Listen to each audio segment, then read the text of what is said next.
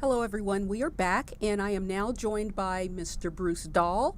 And many of you probably already know who he is. He's previously been on our show. We're happy to have him back. We want to talk about new ventures that Bruce has right now, Tail and Fin Restaurant. Talk about that venture. Talk about what's going on with your two new locations. Sure. Thanks, Melissa. It's great to be back. We opened in September, Tail and Fin in Maryland, in Silverado Ranch.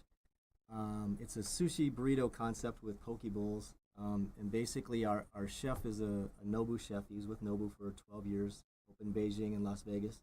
He helped us design the menu, so we just kind of fused burritos with sushi, and we created a fusion of Japanese and Mexican burritos. We opened just on Thursday in Summerlin at the Village Center Circle, 1910 Village Center Circle in Suite 9. It's a brand new location, a much bigger location, and it's been great. What are your hours? We open at 11 a.m. and we close at 10 p.m. every day. Talk about the grand opening a little bit in depth. How many people did you get through there, and how big was it? It was awesome. Basically, it's actually going through for a couple more days. If you go by and you sign up for our loyalty program, we're giving away a Ferrari rental for a day. Oh, wow. We're also donating a portion of the proceeds to Real Talk, which we'll get into. But it's great. Thursday, I think we had about 220 people. Friday, I don't know the total numbers, but I know we had a line of about 45 people at lunch.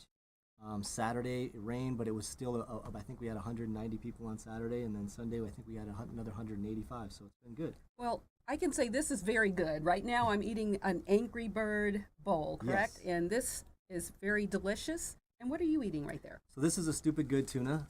It's ahi tuna, fresh ahi tuna with surimi crab, lettuce, and then we designed these sauces specific to your palate for each of these individual burritos. So we have a spicy, a sweet and sour. There's different flavors. We have 9 different sauces that you can mix and blend without bring out the palate of the fish. This is very good.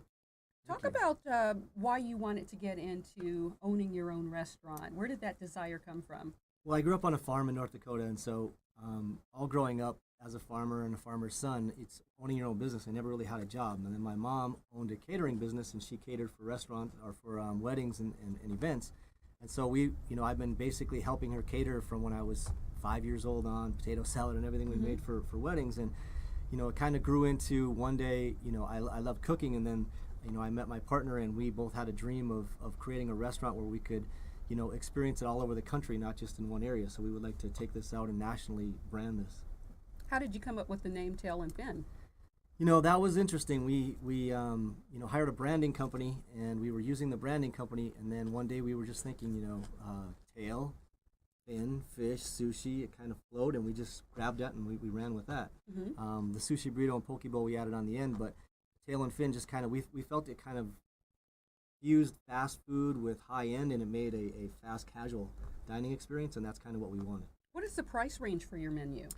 So the low end is around $7 an item, and the high end goes up to, I believe, $11.95 is our highest end. So our average ticket is somewhere around $9.95, $10. So we try to get you in and out for lunch in a 10 or 15 minute period, so we can kind of get you back to work and stuff like that. But it's an affordable lunch. Typically a high end sushi like this is probably a $40 or $50 meal ticket. And we try to get you in around $10 or $12. Not bad at all. Yeah. Well, talk about you have a project coming up, correct, for a fundraiser. Yeah. Talk about that a little bit. For the car wash or with Tail and Fin, do you mean? Both, actually. Okay. So Tail and Fin, we're donating the proceeds from this weekend and this coming up week of the grand opening. I've been involved with Real Talk since the beginning of 2013, and I've had some trouble in my past and corrected that. And then I just wanted to be able to work with kids to let them know that, hey, it's okay to make mistakes as long as you learn from them and you grow from them. So I've been working with the program. The need now is to raise capital because I think we've graduated around 300 kids, and what we do is we pay for their activities to keep them off the street. So if they want to be involved in music, sports, whatever it is, artists, whatever you want to be, we'll pay for you to do that as long as you maintain a 2.0 grade point average and you graduate from the program, and then you help give back to the community. And so we have a fundraiser come up, I believe March 4th is a car wash. Okay. Come out to that. And then also on the website, you can donate on the website, and they'll have all the information on the screen. But if you come by Tail and Fin this week, we're also donating a portion of those proceeds as well. That is fantastic. Thank you. Tell us, where are your two locations? We know one's in Las Vegas, the other's in Summerlin, but can you share those addresses? I can. 9845 South Maryland Parkway.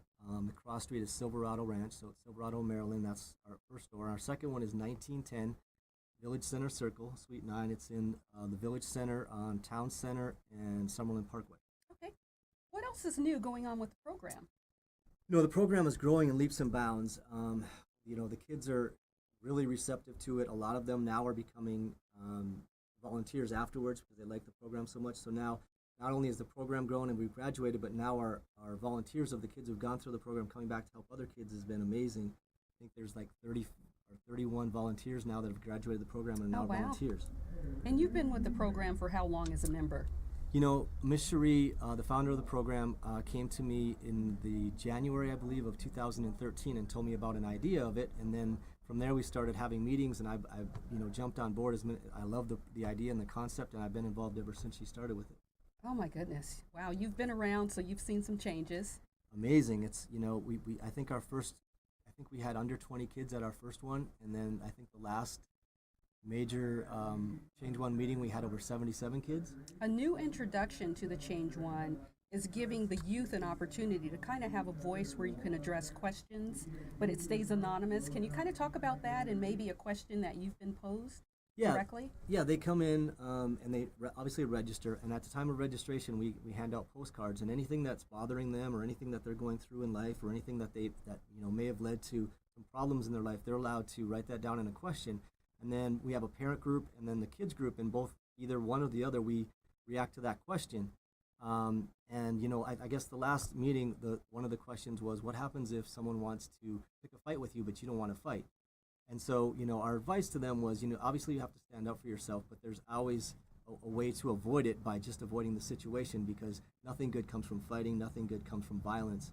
And so we try to portray that and say, look, you can come to us and talk to us, and we'll sit down with you one-on-one and get a more in-depth, scenario, a synopsis of the situation. But obviously, the best is to turn the other cheek and not create violence, because it just leads to more problems. What's been your biggest challenge being a part of the program?